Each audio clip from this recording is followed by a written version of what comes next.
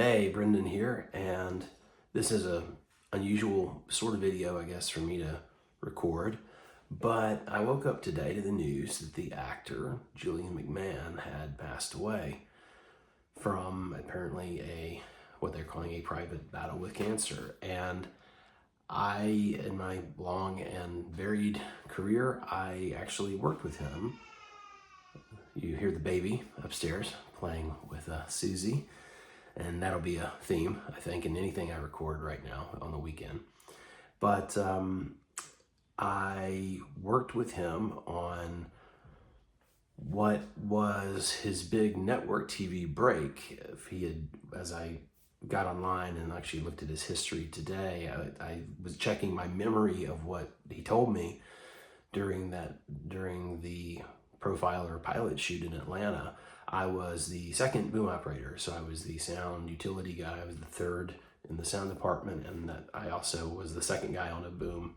I met Julian McMahon on his first day on Profiler, and at the time, I was still in my Atlanta rock band. I looked like more of a rock star than we ever were, but I had super long hair. I had double hoop, like 10 gauge piercings, like 2 in each ear. I was sitting on set waiting. I was like watching the boom operator, who was the main guy, so I could assist him and like literally lay out the cable from the sound recording cart to the boom mic. And it was my job to lay that out properly, pick it up, to coil it in real time, walk around with him so he didn't trip and people didn't trip over it when you're doing a scene. Anyway, we were shooting something inside some mansion in Atlanta. We were up on an upper floor of this really huge mansion, kind of near the governor's mansion in Atlanta. And that was the first day that Julian worked. And I remember that he didn't have his name on one of the director's chairs that they lay out for the actors to sit in between takes. Now, they got his name on there, and he didn't say anything about it, but I just noticed that they had the chairs set up for like the director and the executive producers and the star of the show and a few of the other bigger name people. And there was just a chair that didn't have like the name on it. And that's fine, but like he came up and he was kind of looking around like where to sit. Like he was coming to work, he was coming to set, in hair and makeup and everything to do his first scene on the show Profiler. And he came up and he was kind of, friendly but quiet, kind of a, bit of a shy smile to people, like nodding sort of hello, saying hi. And he's kind of just like looking for a place to sit. And, you don't want to sit in somebody else's chair. So I was sitting on an apple box, which is like the wooden box that we carry around and use. It's technically, those belong to the grip department, but a lot of other people use them, and they let people, like the sound department uses them often to stand up, get a little bit higher if you have to get the pole out of the frame. I'm sure this is fascinating. But I was sitting there, and Julian was looking around for a place to sit. And so he saw one of the chairs that didn't have a name on it, and he just sat there. And he was near me, and he said something to me to, someone sits right near you, and there's not really any other people around. There's people running around getting the scene ready, and he was just by himself. And I was like the equivalent of 2-3 people away, 2-3 chairs away with nobody else around. And he just started a conversation, said hi, and introduced himself and me too. And I don't remember exactly what he said, but it was something like, wow, do those hurt? Because I had the heavy piercing earrings back in the day, and they give a bit of a stretch. And I said, well, they hurt when I put them in, and they don't hurt now.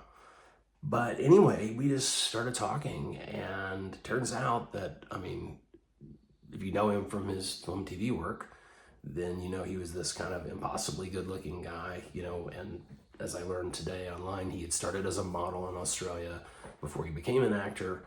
So although he had that very modelly, super clean cut, super chic kind of look to him, he was a real rock and roller at heart. And we ended up, over the course of shooting this pilot episode, talking about music whenever you would see me, pretty much.